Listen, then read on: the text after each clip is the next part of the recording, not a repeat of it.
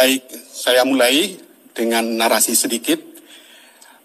Memajukan daerah Kabupaten Humbahas terdapat pada visi paslon, yaitu memajukan Kabupaten Humbahas di bidang pertanian dan peternakan.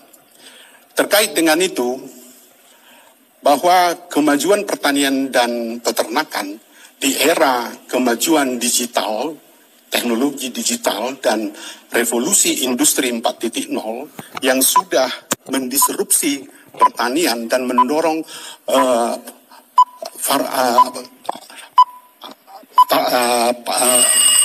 pertanian Bapak, maju. waktu sudah habis. Pertanyaannya adalah bagaimana paslon melibatkan generasi milenial dalam pembangunan pertanian di Humbahas. Baik, terima kasih untuk Bapak Profesor Posman Siboya.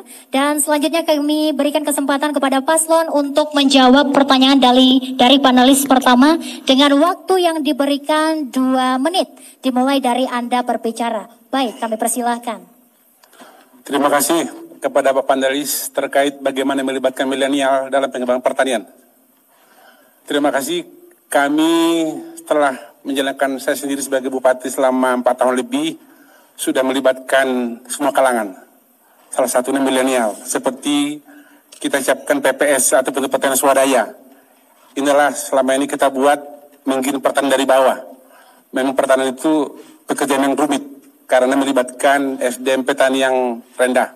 Tapi tidak mau tetap kita harus dongkrak karena tanpa petani kita tidak bisa makan. Seperti kita ketahui di Amerika sana, informasi kita dapat bahwa petani adalah yang paling makmur hidupnya. Harapan kita di Humbang Hasundutan ke depan, keterlibatan milenial, apalagi dengan Humbang menjadi tempat food estate yang sudah diprogramkan Pak Jokowi, akan melibatkan semua generasi muda.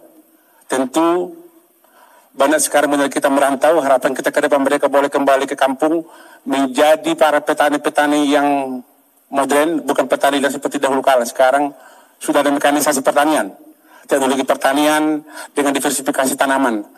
Memang kita tidak bisa lagi berpaku hanya bercocok tanam yang selama ini dilakukan seperti tanam tomat ataupun cabai maupun yang lain, tapi harus ada intensifikasi seperti tanaman bawang, jagung, dan mengembangkan kopi dan padi yang sesuai kultur Humbang Hasundutan. Dan sebagai gambaran, Humbang Hasundutan adalah 92% petani, lahan kita subur, air cukup, dan orang di sana pekerja keras. Itulah sebagai komitmen kita bahwa petani dengan pilihan pasti bisa kita kembangkan di Humbang Hasundutan. Silakan ditambahkan Pak Wakil.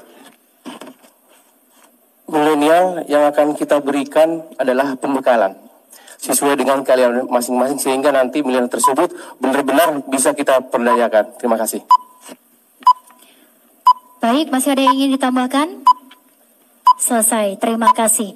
Dan selanjutnya kami persilakan untuk Bapak Profesor Posman Siboya untuk memberikan pendalaman dari panelis. Kami persilakan dengan waktu kurang lebih 1 menit 30 detik dimulai dari Anda berbicara. Kami persilakan.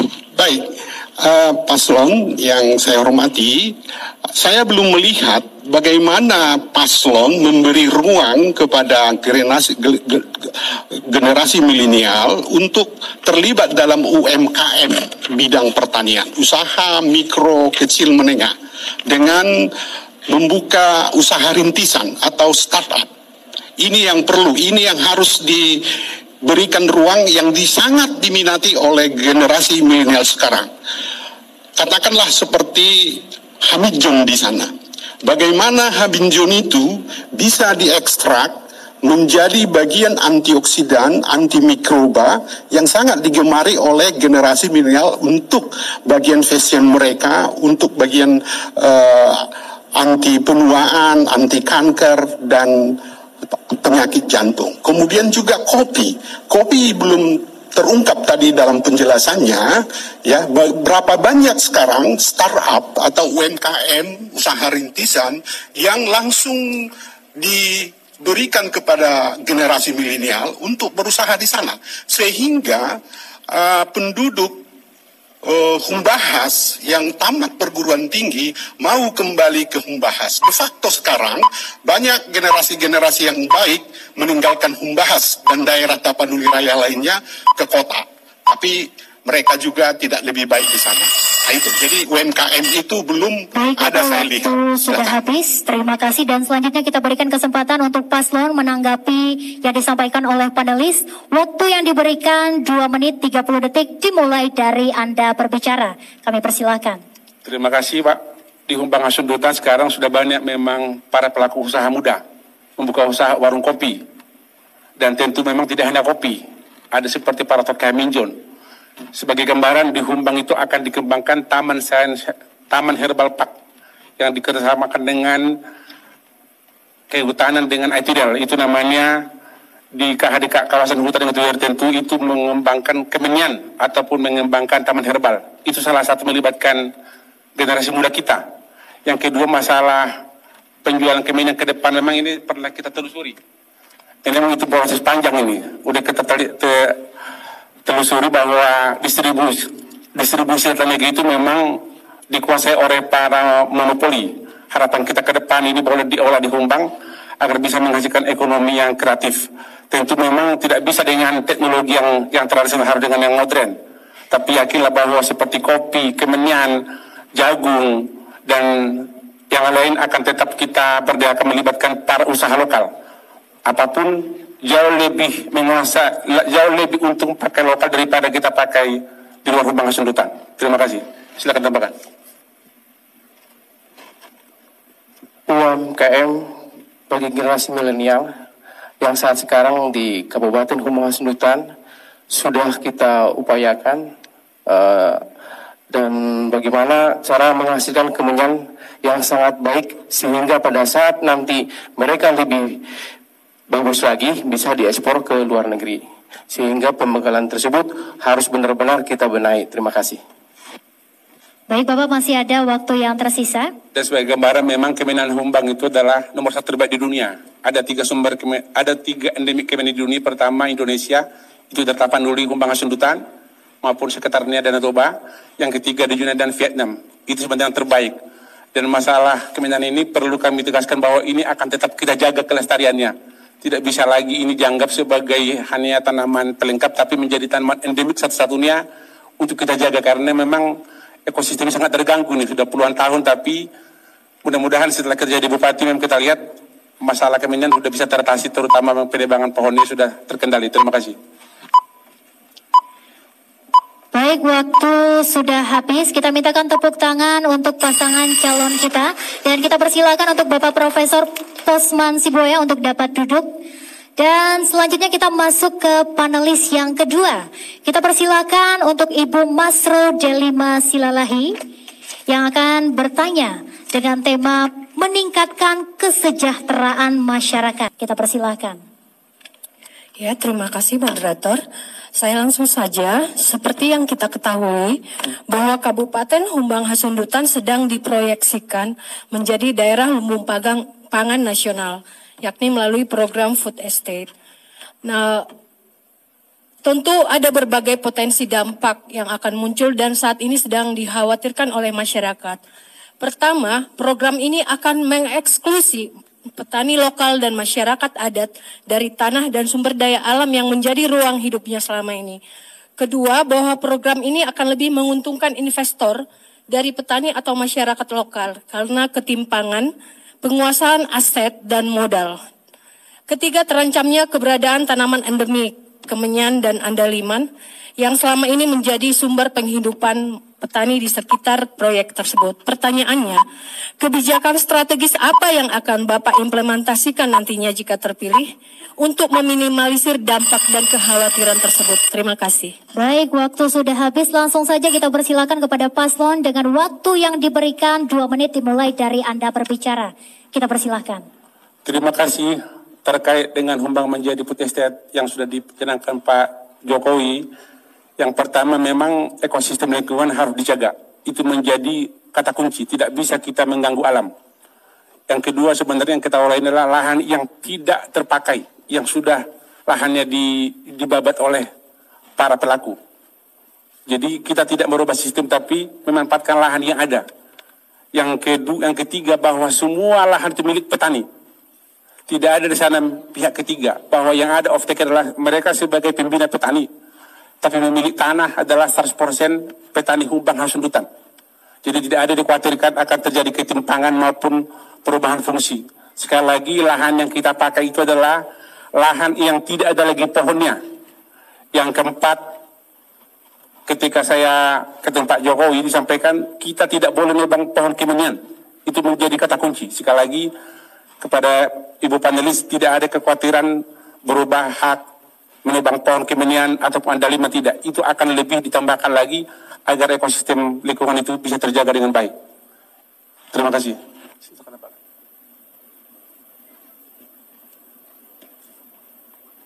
Terima kasih buat Ibu. Kita bersyukur bahwa Kabupaten Humbang Hasundutan adalah terpilih sebagai kedaulatan pangan.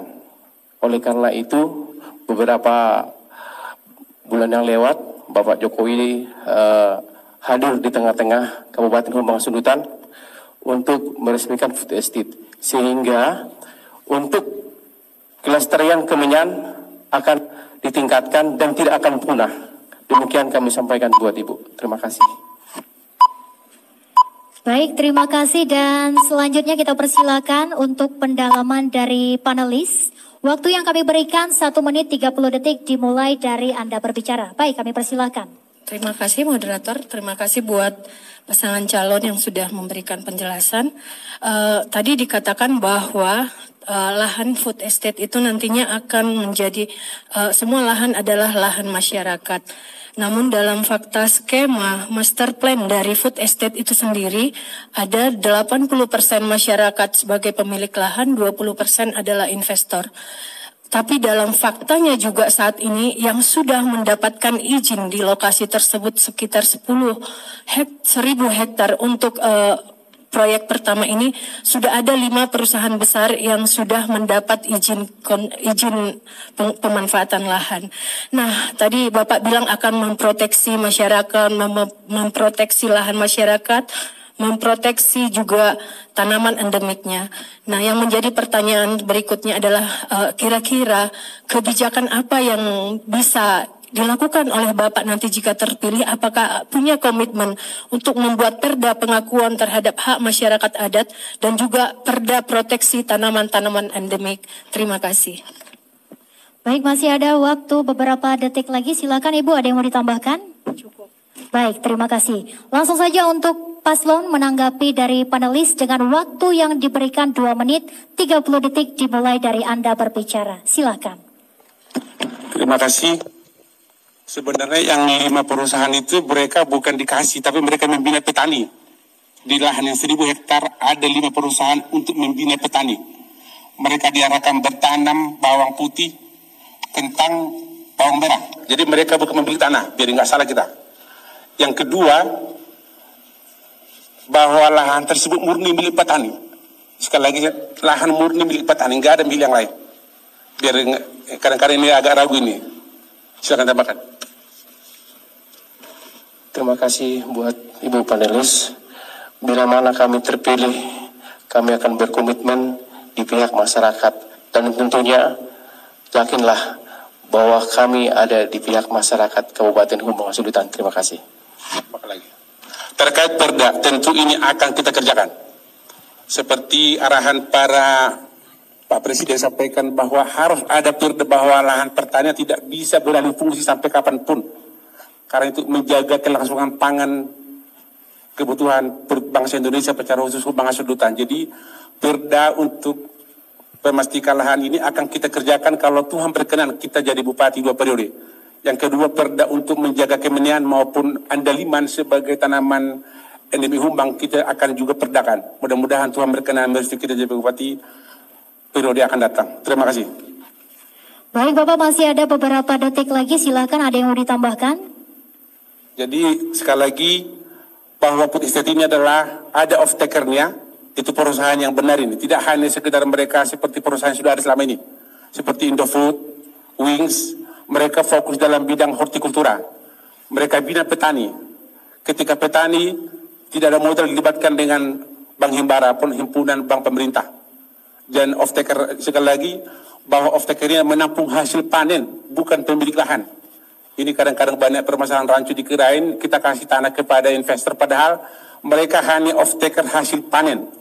Karena selama ini petani ketakutan adalah ketika panen dia nggak ada yang bisa menjamin kapan dibeli, berapa harganya, jadi selalu rugi. Inilah yang kita gambarkan kepada Pak Jokowi, akhirnya dibuatkanlah Humbang menjadi food estate, tapi harus belajar dari yang sudah-sudah. Jangan lagi hanya bertanam petani, tapi mesti diurus siapa pembelinya, berapa untung petani, dan berapa margin yang akan diperoleh. Itulah yang kita harapkan. Baik, waktu sudah habis. Baik, kami persilakan untuk bertanya kepada paslon dengan waktu yang diberikan 1 menit dimulai dari Anda berbicara. Terima kasih. Dalam misi paslon disebutkan terpanggil untuk meningkatkan pelayanan masyarakat untuk memajukan pembangunan Kabupaten Humbahas menjadi lumbung pangan. Tentu program ini adalah program besar dan grand design pusat untuk ketahanan pangan di Humbahas yang mandiri dan berdaulat.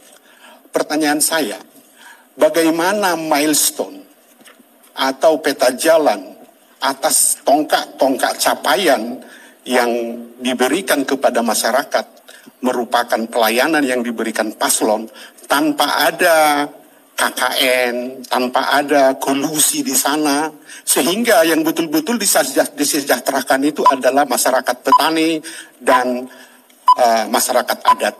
Terima kasih.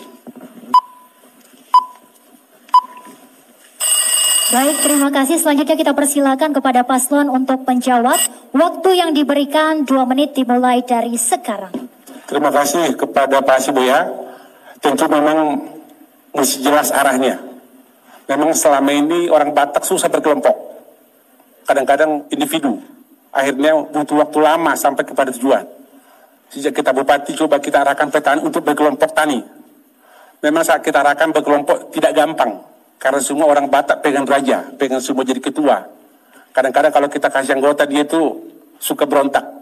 Tapi mau tidak mau dengan keterbatasan waktu, keterbatasan anggaran, keterbatasan pengetahuan, sekarang di Humbang sudah mulai berkelompok tani itu menjadi budaya.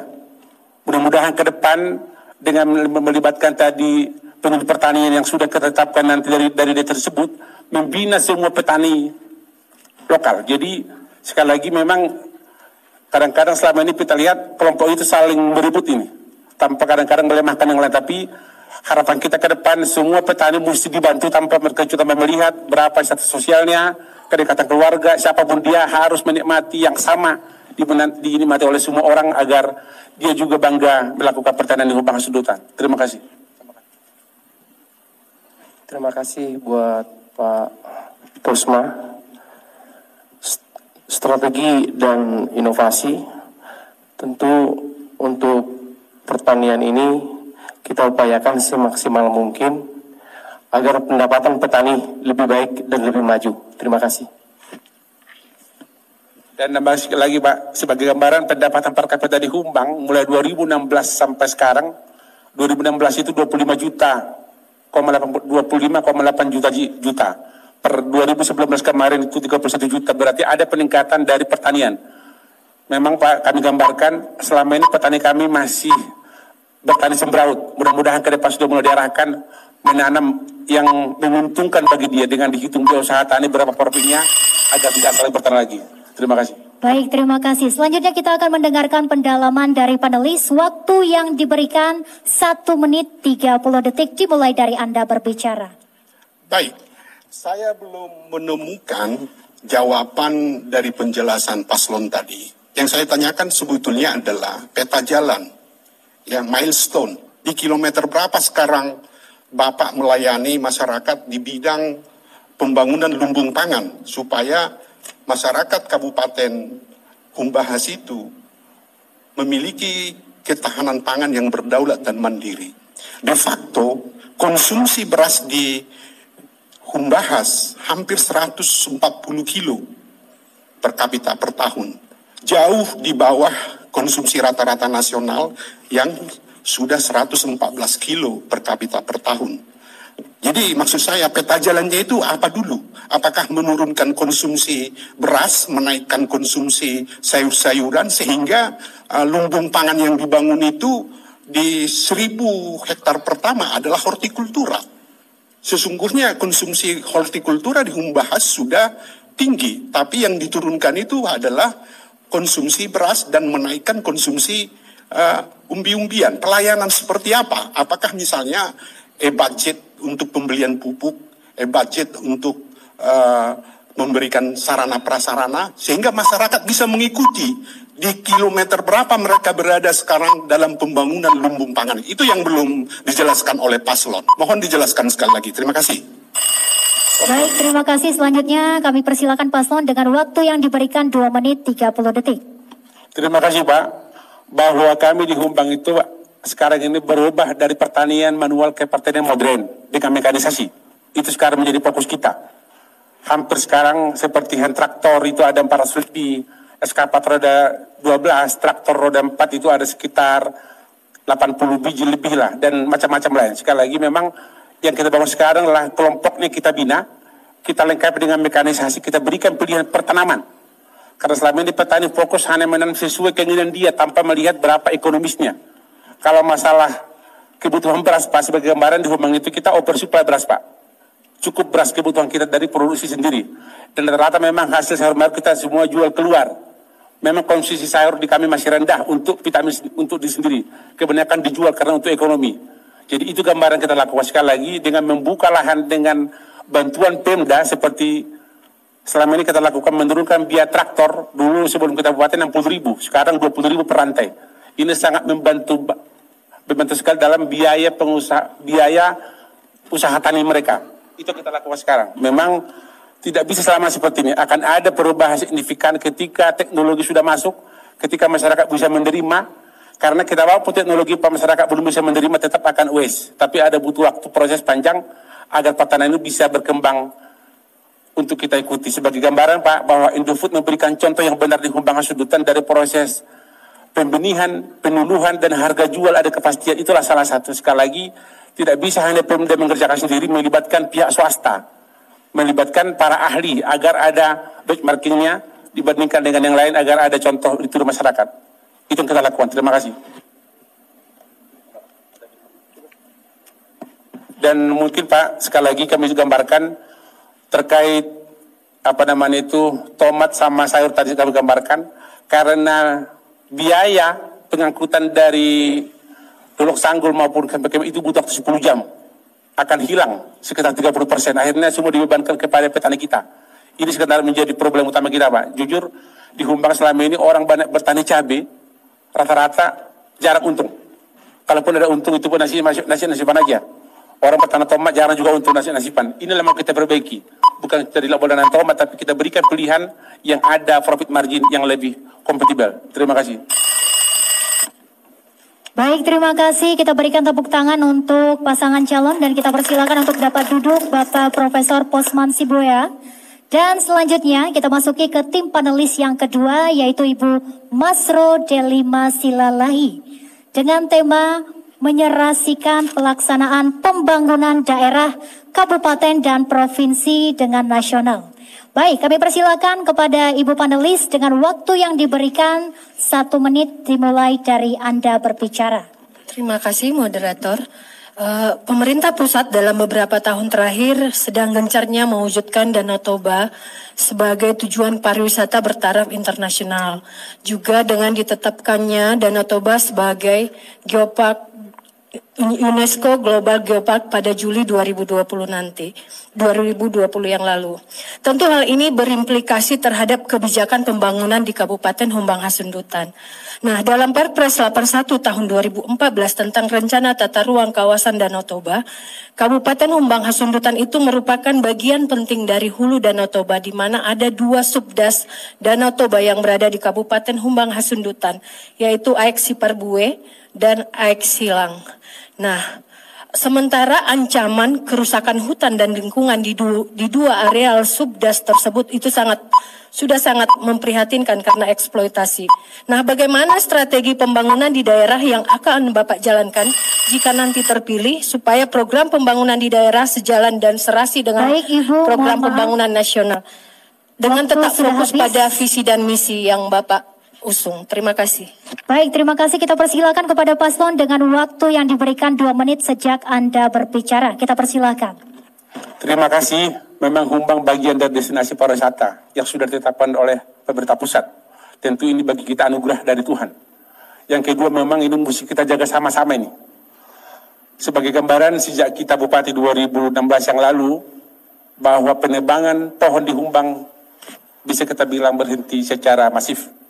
Dulu sebelum kita Bupati, penebangan sangat masif. Tapi akhir-akhir ini udah berubah. Sebagai gambaran sekarang, penghasilan dari Gundurukem ataupun getah pinus salah satunya terbaik dari Humbang Hasundutan. Itu data dari Kementerian Lingkungan Hidup. Ke depan, langkah kita adalah kita akan menanam tanaman-tanaman yang menghasilkan seperti macadamia. Kita sekarang udah banyak beberapa titik di Humbang itu tanaman macadamia bahwa bisa menghasilkan dan bisa jadi penghijauan. Karena selama ini banyak nanam pohon tapi tidak menghasilkan dampak kepada masyarakat tidak menjaga lingkungannya.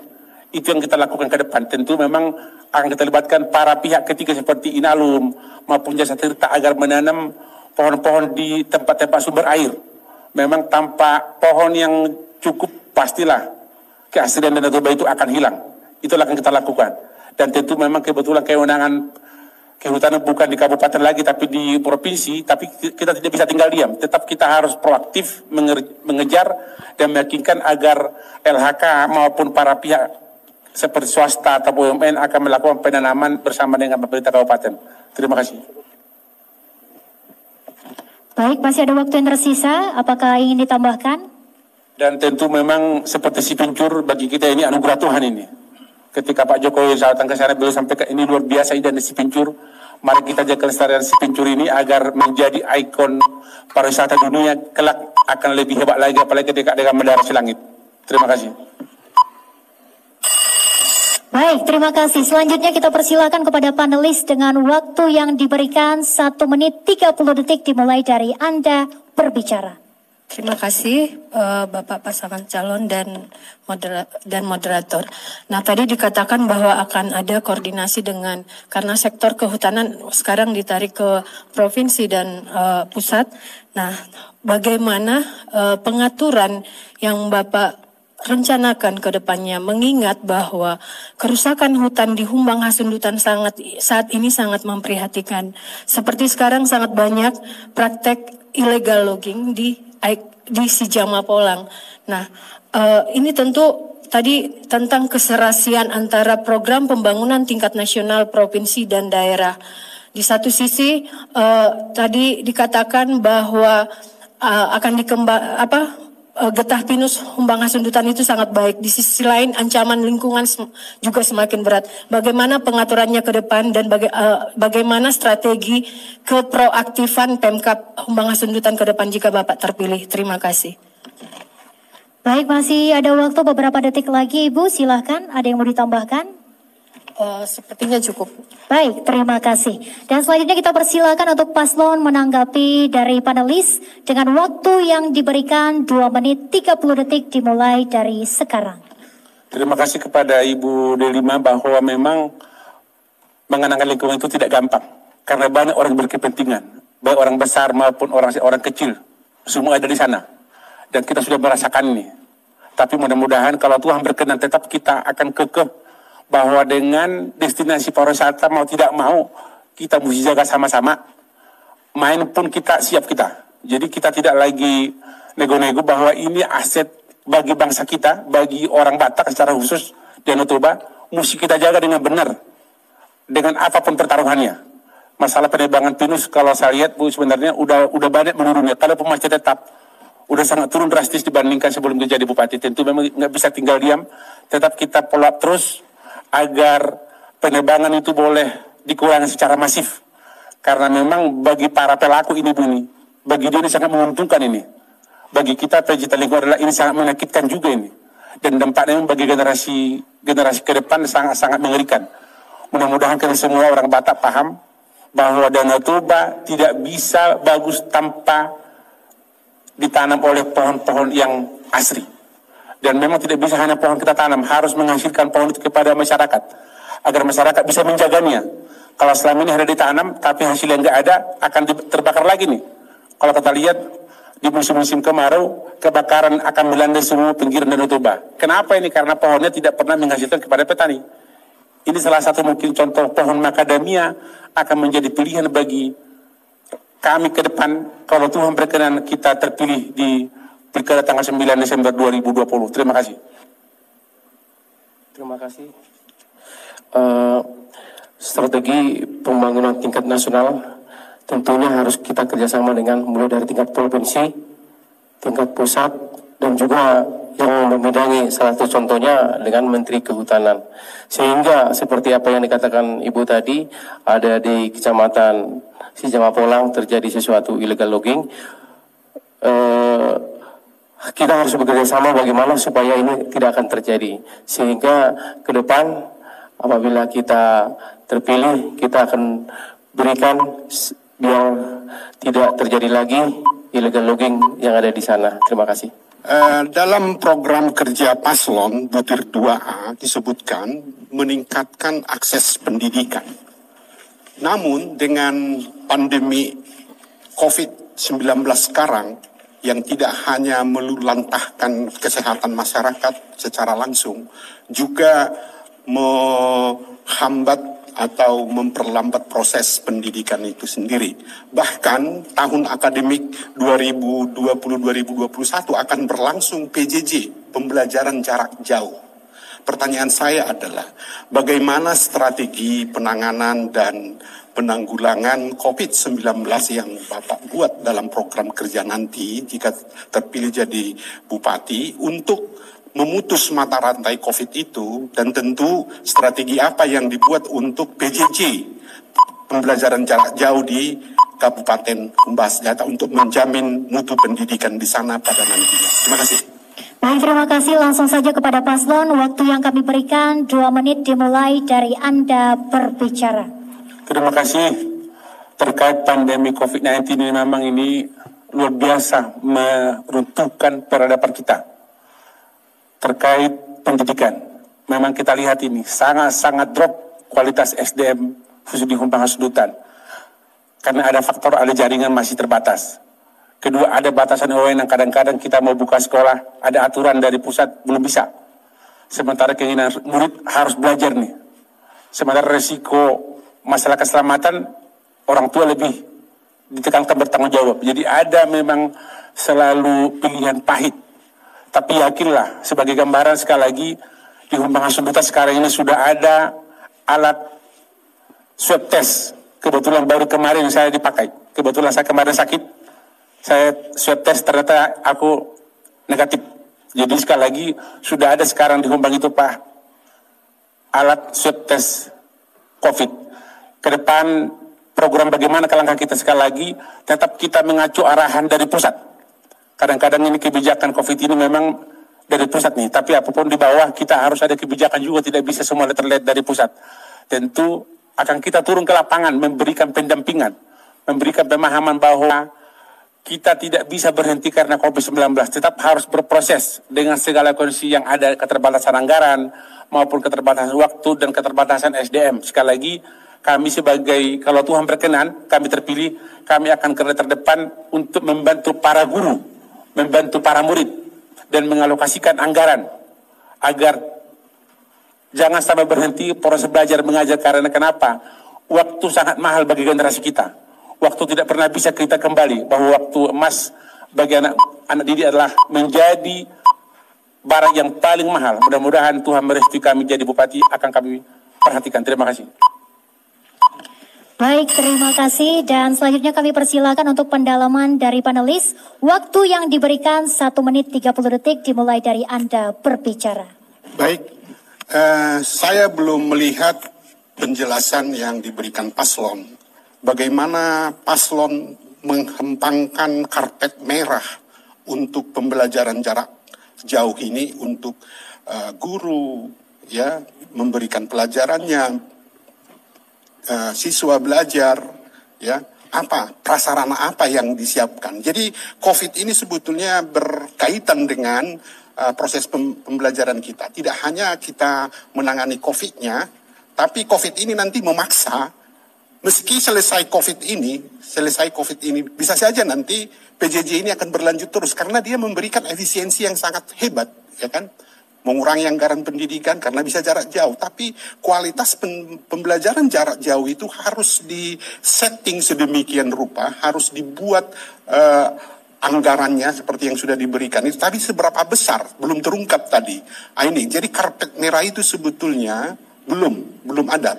Seperti kurikulum Merdeka Belajar di tingkat SD, bagaimana itu Merdeka Belajar itu kurikulumnya bagaimana, sehingga ketika COVID itu nanti belum selesai 1 tahun, 2 tahun, maka kurikulum Merdeka Belajar itu sudah bisa diaplikasikan. Jadi nanti paslon harus mulai membuat program kerja Merdeka Belajar untuk berdampingan dengan penanggulangan COVID-19. Terima kasih. Mohon penjelasan tentang itu. Baik, langsung saja untuk paslon kami berikan kesempatan untuk menjawab dengan waktu 2 menit 30 detik dimulai dari Anda berbicara. Terima kasih. Dengan PJJ ada 3 hal menjadi perhatian kita. Pertama adalah sarana seperti laptop maupun handphone. Yang kedua adalah pulsanya. Tapi ini nggak bisa tanpa jaringan. Ketika ini memang nggak bisa lepas nih. Ketika ini kita butuh lagi ahlinya, ahli mengajar nih. Karena kalau hanya guru mengharapkan dia mengajar ke siswa nggak cukup juga. Jadi sebelum saya cuti, saya sudah coba buatkan Pak Johannes Sura mengajari semua guru-guru di Humbang Hasundutan melalui jaring, agar dia jadi matematika gasing kepada muridnya. Inilah ke depan. Memang sampai daerah ke pedalaman masih ada, jaringan kita masih terbatas. Tapi sekali lagi, ketika ke depan laptop terbatas, kita akan beli Pak. Ketika memang pulsanya nggak cukup, akan kita berikan pulsanya kepada siswanya agar bisa tetap belajar. Karena itulah yang paling mahal.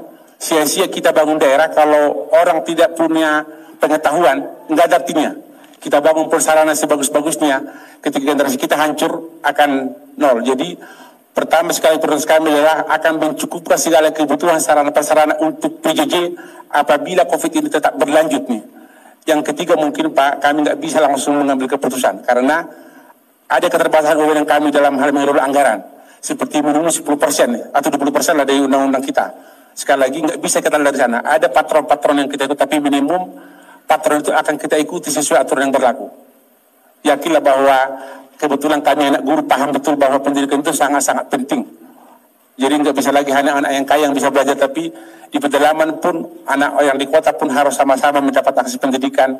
Karena itu hak dasar yang harus dimiliki oleh semua anak bangsa Indonesia, khusus di Humbang Hasundutan. Terima kasih.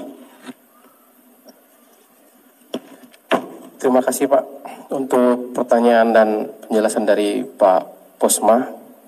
Strategi dan penjelasan kami harus melakukan peninjauan kembali untuk memenuhi target pelajaran, yang tentunya bagaimana supaya pelajaran itu buat anak-anak yang berada di Kabupaten Humbang Hasundutan tercapai, sehingga dalam hal ini pembelajaran tersebut bisa tidak ketinggalan, tetapi